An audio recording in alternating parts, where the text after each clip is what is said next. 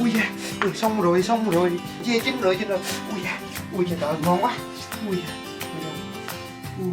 giờ chưa ăn. Ui da. Bà ơi, nhìn lên con, nhìn lên chuột đã con quá, nhìn lên. Tới đây, con tới đây. Đây, Bỏ vô đây. Bây giờ mình ăn sao đây? Cắt đi, mình cắt đi. Mới cắt, chia sẻ ra đi. Cắt cái đuôi này. Rồi mình cắt cái đuôi này. Ui trời. Ui trời, nông quá trời luôn. Ui Từ từ thôi chứ, đừng nông. thèm quá mà đã cơm rồi. Cái một đây. Bạn một cái này. Mình ăn cơm thì đua quá mà. Ăn đi. Ủa, sao ăn như cái tay hả? Muốn á? Hôm qua ăn ở tay ngon. Ăn tay ngon hả? Trong ba cha mẹ mình cứ ăn tay thôi ngon, bọc ăn tay thôi. Dạ. Ta ăn từ cái tay. Đói quá. Mua xương con gà rừng mình ăn cũng vậy, ngon quá.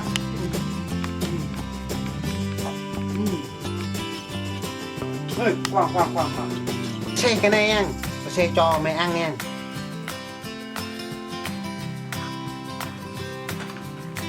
Rồi đây này, tao cho mày ăn cái này này. Ủa, tao cho tới cái này hả? Cái này nó hiếm lắm.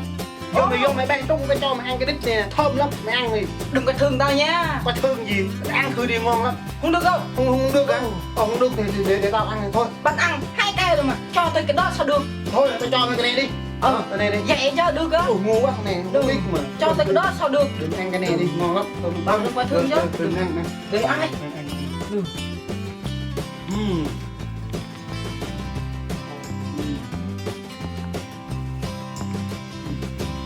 Ngon. Ngon lắm.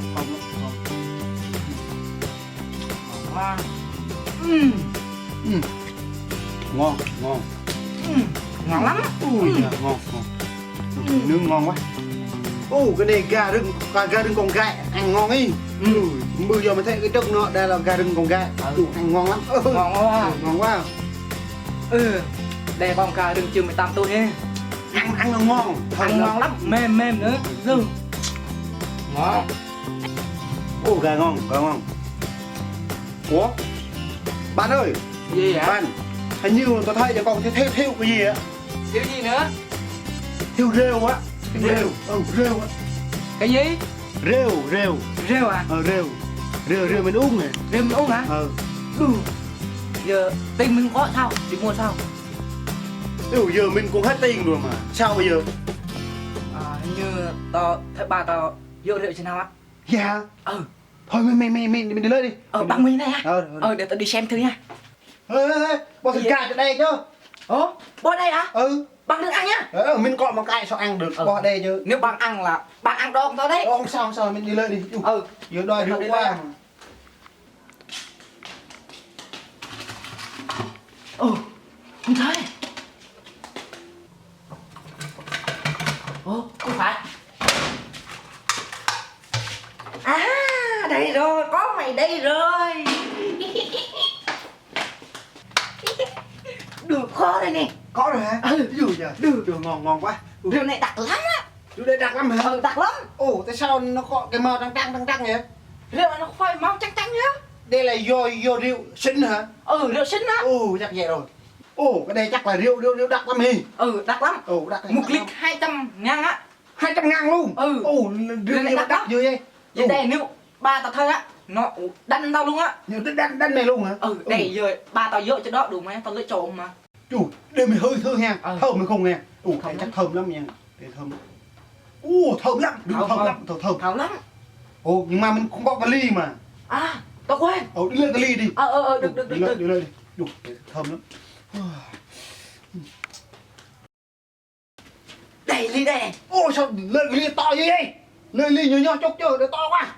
Lên ly này được rồi mà. Không được đâu, rượu mình ít thôi. Mình lấy cái ly nhỏ mình uống ít thôi. Để cho nó lâu. Ba cháu nhá. Nhanh lên. Cái này mới được nè. Đây này ly nhỏ nhất đây. Đây là ly một số khung rồi đấy. Đúng rồi, cái ly đây. Giờ mình uống ơi. Rượu của mẹ ta cho mày uống được kìa. Rồi. Rồi mày uống này. Thơm lắm.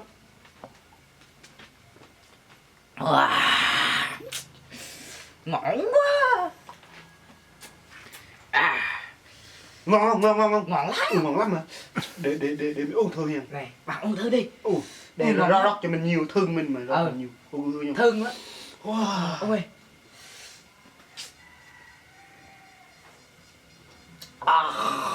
Rượu nặng quá này. Ngon nhưng mà nặng quá. Ngon lắm. Ngon. Ngon lắm. Ôi chà, ngon. Bạn uống nhanh đi, cho tao uống chứ. Nặng quá, từ từ thôi. Uống nó lét từ từ mình chết luôn, uống nhanh quá. Uống từ từ thôi. Bạn chưa quen uống rượu hả? Quen rồi, một ngày mà uống 5 lít nữa. Quen rồi.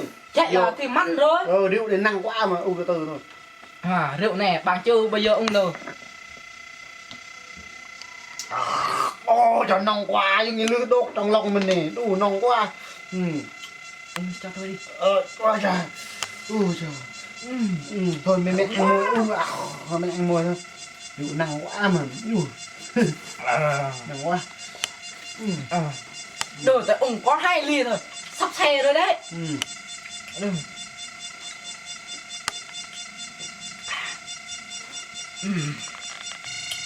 Ngon. Đây. Con nhung ngon quá, hôm nay là ngày vui của mình quá. Ngon lắm. Mình ăn cơm uống gì luôn, mình có sức khỏe lắm.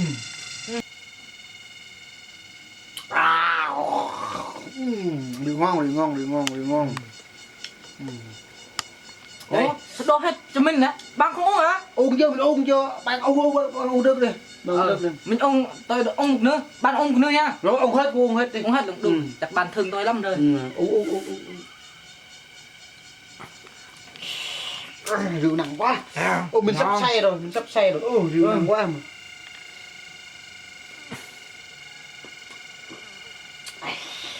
Rượu nặng quá. Ngon quá. Rượu hết rồi à? Rượu hết rồi đúng không? Hết rồi. Còn ít. Rượu hết rồi, bây giờ làm sao đây? Rượu hết rồi. Hết rồi. Bây giờ phải làm sao ta? Giờ tiền của mình cũng hết rồi, làm sao mà mua được nữa? Thôi, mình ăn cơm xong đã, mình tính sau. Mày có cách gì không? Có hả? Cách gì nói thử coi.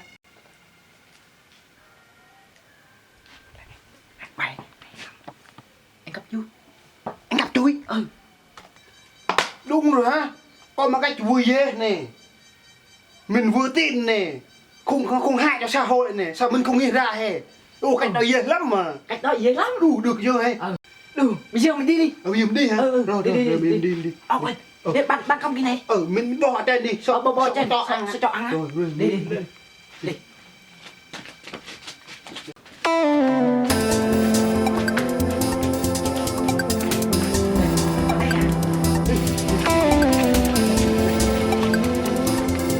Bây giờ có 2 chiếc xe nữa nè. Mình chọn xe nào đây? Cho mình lên xe máy đi. Xe máy hả? Xe máy, xe máy sợ cái máy nó nô này người ta thôi bực sội này, người ta kêu công an người ta bắt mình nữa. Mình đi xe đạp thôi, nhẹ nhàng lắm, người ta không nghe thôi đâu. Dạ. Thôi mình đi xe đạp đi. Khoan mình đi xe đạp đi. Đi xe đạp đi. Để bạn cháu đây. Đúng rồi, mình quên cái mua. Bạn vô lên cái mua đi. Đâu, lên xe đạp lên cái mua nữa. Mình bữa đêm mua bữa him chứ. Lười mình chạy xe đạp này, mình tông giờ bò con người đập cái đầu mình chết sao? Để mua phim an toàn chứ. Rồi, đi lên đi.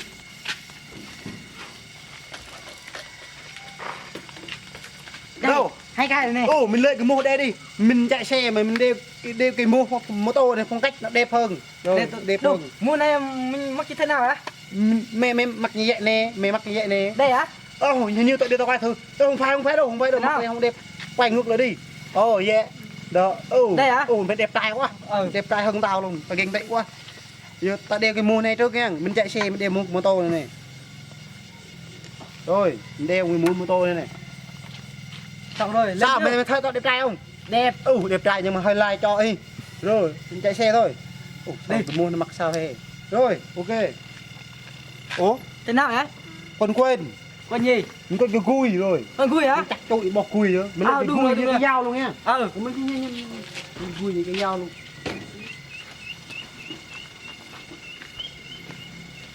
Rồi. Cái này nè. Cái này được rồi. Thôi, mày cái biết cùi không? Thế nào? Mày cùi đi, cùi vậy nè, mày cùi vậy nè. Mẹ á? Mình đúng rồi, mình vui vậy. Vui. Quay cho ta xem nào. Ồ, sai rồi. Nào. Cái này đâu, đây nó ở trên này, đây nó ở dưới này. À đây không, đúng nhá. Đúng rồi. Tao thấy mẹ tao vui vậy á. Đi.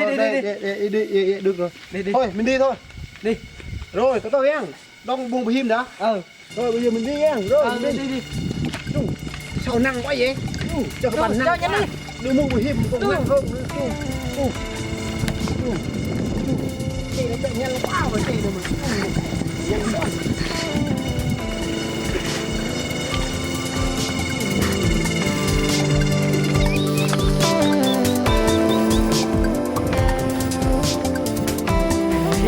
Con gà. Đâu. Kì. Con gà kì. Bắt đấy. Đâu ra. Thôi, mẹ có thấy người ta không? Bắt đi. Bắt thôi, anh đặt đi, bắt đi. Xuống. Mày bắt trước đi, mày bắt đi.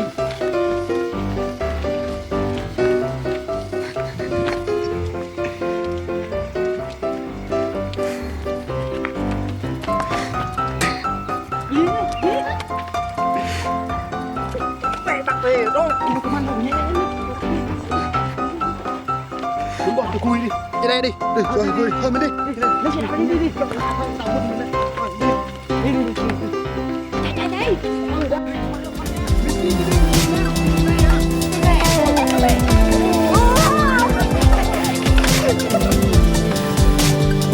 Mình muốn mua xe tặng, Hãy đến đi mái xanh, mình muốn mua xe lặng, hãy đi tìm mái xanh, mình muốn mua cái đẹp, hãy đi tìm cái chó tìm, mình muốn mua chiếc xe đạp, hãy đi tìm mái xanh, mình muốn cưới cái đẹp. hãy đến tìm mái xanh. Rồi, sao hết quá vậy? Mình vừa hát gợi giữa đẹp thôi mà. Gợi đẹp thôi này. Đẹp quá. Em ơi, em chưa 18 ơi. Em ơi. Cái đẹp. Chào em. Chào em. Cái gì vậy anh?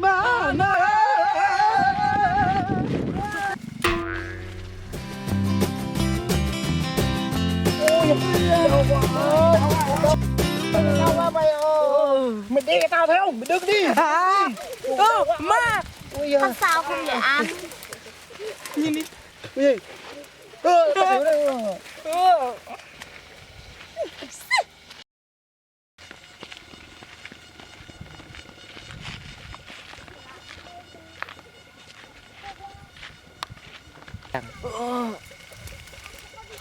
Thôi dậy. Cái gì? Móc đi đến rồi. Chạy rồi. Mà coi chạy rồi hả? Chạy rồi. Trời, bị chỗ sâu quá. Ôi trời. Đi trước đi. Trời, mày kéo tao chứ. Đủ mà thằng này kéo tao. Ui giời. Hả? Cái xe đạp của mình này. Rồi thấy chưa, mình nói rồi nên mình có demo phim. Tung cái đầu đập bể rồi. Đúng Mình bạn chạy lại. rồi. Đủ. Mình thông minh chưa? Thông minh rồi. Đủ, mình lên xe đạp mình thôi. Lên xe đạp này. Đủ mà xe đạp mình đủ đi.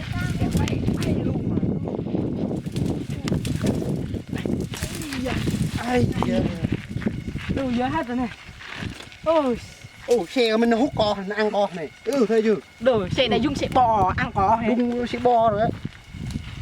Thôi mình đi đi. Chạy. Xui quá. Từng Xong mà đến quá. Chạy. gặp gái đẹp mà gặp gái xấu quá. Mình đi thôi. Đủ mà gặp trôi thôi.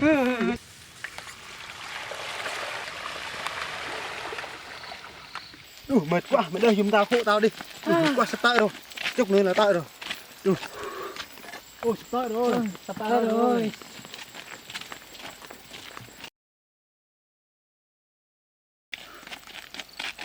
Hả? Đây hả? Nhưng mà khoan. Để tao cắt cái xe đã. Dỗ đi. Không phải dỗ đâu. Thế nào? Mày coi tao có dỗ cái này cái kia này. Tao dỗ dễ lắm. Tao dỗ vậy đó. Cách đó hả? Này. Đi, tao để cái nho ăn cắp lắm. Mình dỗ như vậy à. Xe đạp cái nho mình xe mẹ mình còn dỗ vậy khuya không à. Đi cho mình Đi ăn cắp. Có chơi cho tao không? Có.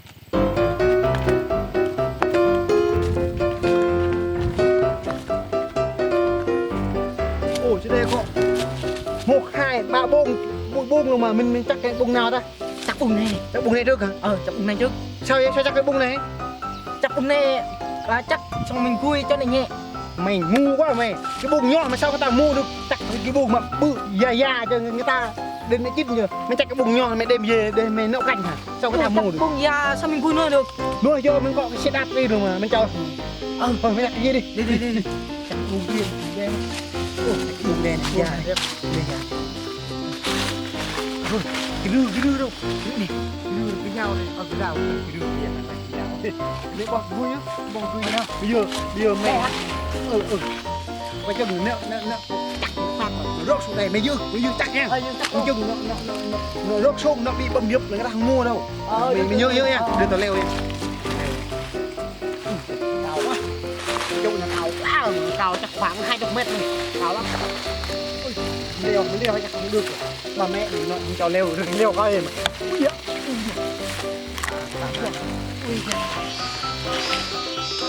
Đi ăn 1 2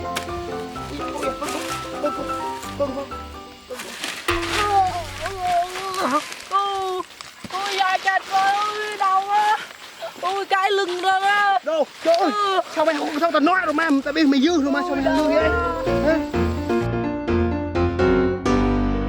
Đau quá. thằng này còn nói rồi mày rồi mày vô bây giờ tao quay thôi nha Cái lưng rồi. ai rồi mày đừng xong rồi đừng ôi giời đủ thằng này tao nói mày dư rồi mà bây giờ nó xuống hết thằng này thấy không đủ chắc người ta không mua rồi thôi mày bỏ cái gùi đây đi gùi trên đây đi mày khinh đi mày khinh đi ủa để tao chắc bớt cái này chắc bớt cái này dạ bớt hết rồi tê quá đủ cái này chắc băng chắc bao nhiêu mà một buồng 1 lít 2 lít 7 buồng 5 lít luôn á 5 lít rượu luôn á đi để tao khui này mày khui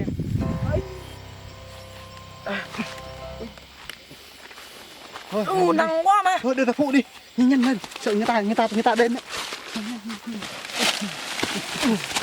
nặng quá tao phải người ta vừa mới đợi rượu tao lợi xe này cầm dao này lợi xe này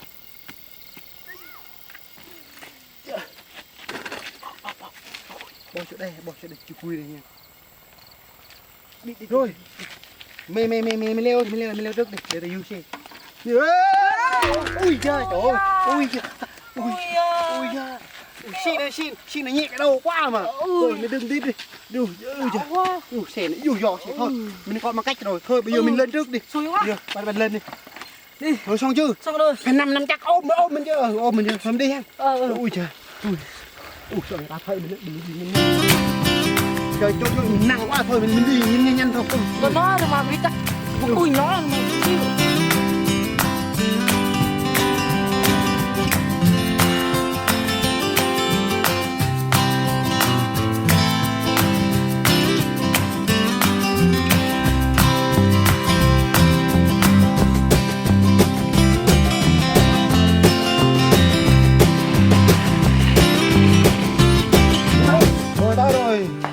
miền Bắc này tao một phần miền Bắc này ô chào người đẹp hả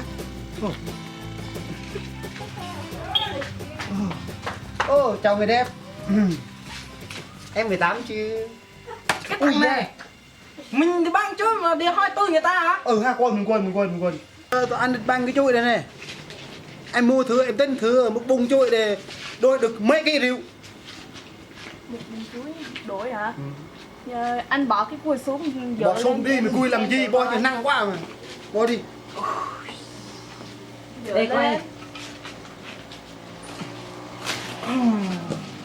đây chuỗi đẹp lắm này đẹp lắm đây là chuỗi trên hãng luôn á anh có phong gì 10 bao 1 năm luôn á 9 hãng hả chuỗi sắc đẹp trồng ở rừng như này hay nói chậm nát khác vậy vô cái thằng này là quê hồng nuôi này nên nọ mày bơi hết vậy nè đó chuỗi đẹp nè chuỗi đẹp gì đâu dục nát hết rồi mà dập gì đây chuỗi đẹp vậy chuỗi đẹp lắm đây là chuỗi sắc mà ăn chuỗi này là có bổ lắm đấy có bồ lắm rồi màu đỏ sắp chín này em chỉ cần bù nó 3 ngày thôi nó chín rồi ăn thơm mà anh định đổi cái bùng chuối một bùng chuối là bao nhiêu lít em mua cái bùng chuối để bao nhiêu lít em thì 1 lít nhá. Một lít thôi hả? Ừ.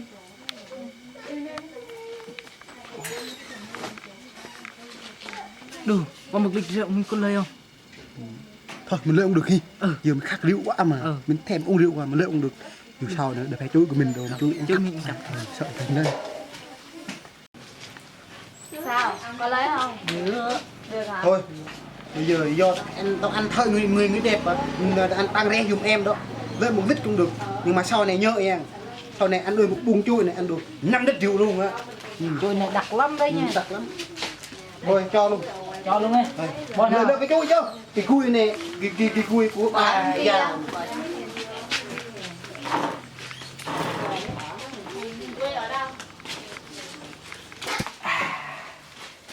Hai anh đợi chút nhá. Anh đi đông rượu. rồi Đây, của anh đây. cảm ơn người đẹp nha rồi Đó nha. bỏ cho vui nha mà vui rộng ràng nó đổ cái này là nó đổ hết luôn rồi em đi về nhé Em cái quá. ôi Ủa? ôi không điệu thôi mình uống rượu thôi thôi đi uống rượu thôi hãy uống rượu ba Đi về nhà nhậu thôi. Thôi.